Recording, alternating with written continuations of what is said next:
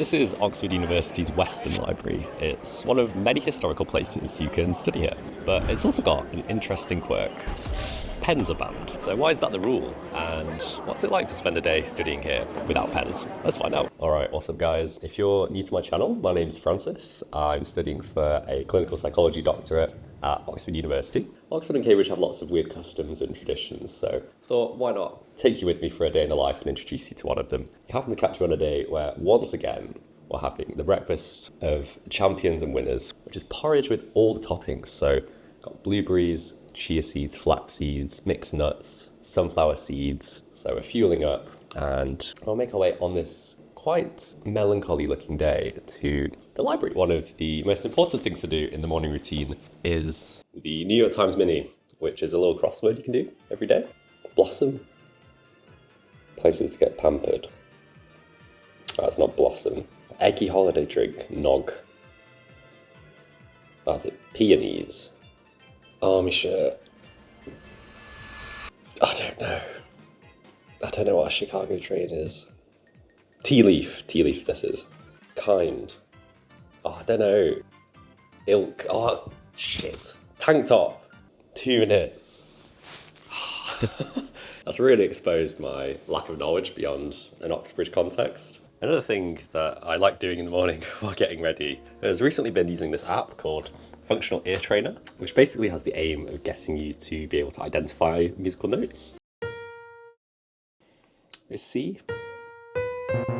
This is my panic calendar for the rest of my course, which is a tried and tested technique to panic me into working. As you can see, we've crossed out about half of the boxes remaining until my extended IT integrated thesis deadline. It's a bit nippy today, it's a bit nippy. Hoping it doesn't break out into a full rain based on the sky today, especially because later in the video, we're going to be going somewhere very iconic and very special.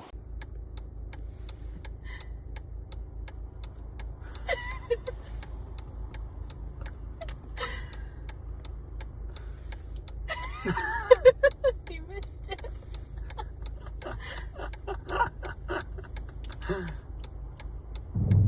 Ooh, there we go.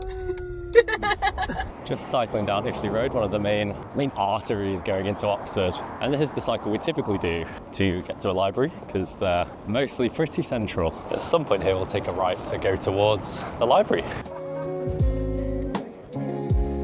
So that's a classic Radcliffe camera, but we're not going there today. We're going to somewhere very different. This bad boy.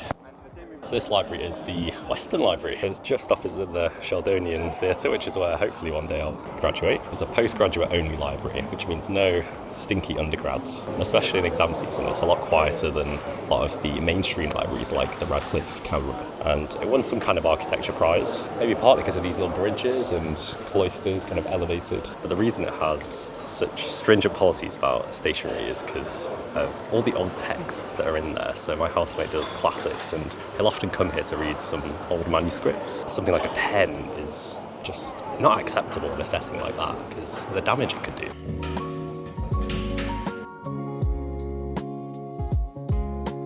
If you watched my last vlog, I was working through the quality appraisal for my systematic review on parent and child dental anxiety. I'm happy to update that the appraisal is finally done, and I even finished the first draft of the paper. Today though is all about edits. I got a lot of really helpful feedback from my supervisors to get this work ready to submit. So I'm sitting down to go through all of their comments. Okay, so it's lunchtime. I've cocked a table in the Weston Cafe, which means I'm a little bit sheltered from the potential rain that still hasn't manifested yet, but feeling good. Work's going all right. I've done a lot of accepting changes, so I would say I'm procrastinating the actual work, which is properly revising the draft to take on board all the comments. I think that's the plan for this afternoon, for the time that the library's staying open, which is till 4 on a Saturday. A bit annoying. The university libraries aren't open 24 hours, which is probably a good thing for your boundaries, but at the weekends, it's quite hard to get a library that is open even just for the whole day. I've got a leftover burrito bowl that I made. I got this recipe from YouTube, Chef Jack Ovens. Don't know if that's his surname, but he does loads of meal prep videos. I've really tried a lot of his meals, and the bowl is one I just keep coming back to. It's so good. I also got half an hour in and realised I forgot my headphones, which in a normal library is fine. fine because you can just get them out of your bag, but here you have to go all the way downstairs, back into the locker, back through the White House security, and then back up to the desk. Must have been very thirsty because you can only have like a single sip of water from the triangular cups outside the main reading room. It's certainly an interesting place to come, but crucially not a pen in sight, just everyone living in the moment on their laptops and electronic devices.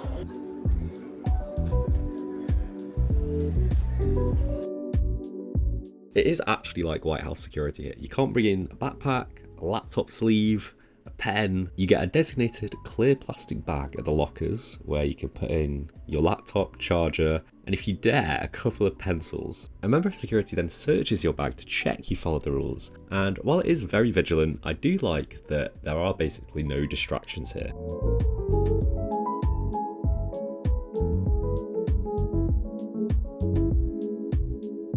That's the roof terrace.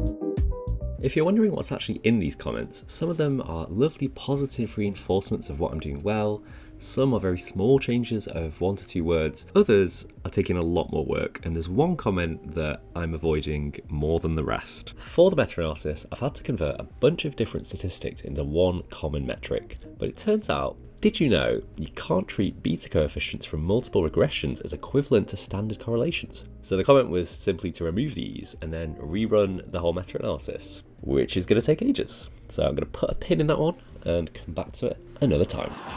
Alright, another day in the books. We've got to maybe 55 comments left out of 90, and I definitely did the 45 most simple comments. So I might have to work some more after the afternoon's antics.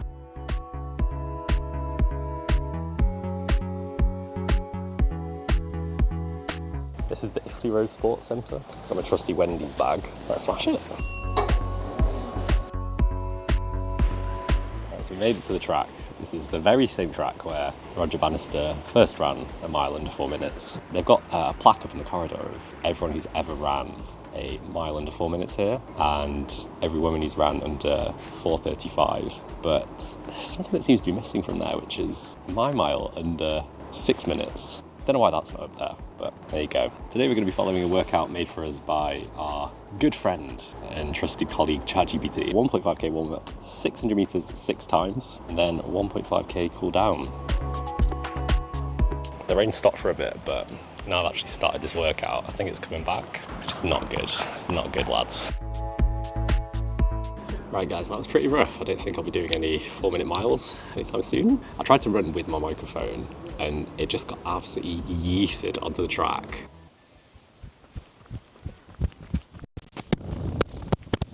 Went flying, so I don't even know if this microphone is working anymore. Some nice little intervals in there, I think decently above 4-minute K pace for some of them. Just poking up there. Time to have some din and then get back to work. We will see.